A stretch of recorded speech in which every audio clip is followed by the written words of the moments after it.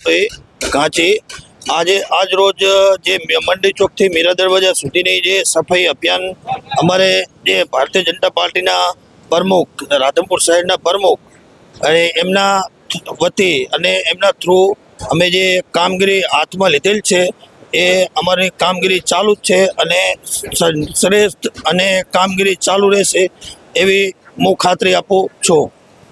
આજરોજ શ્રદ્ધેય શ્રી અટલ બિહારી વાજપેયીજીના જન્મજયંતિ નિમિત્તે ભારતીય જનતા પાર્ટીના ખૂબ બહોળી સંખ્યામાં કાર્યકર્તાઓ ઉપસ્થિત રહેલ અને અટલ બિહારી વાજપેયીજીના જન્મજયંતિ નિમિત્તે સુશાસન દિવસની પણ ભારતીય જનતા પાર્ટીએ ઉજવણી કરેલી।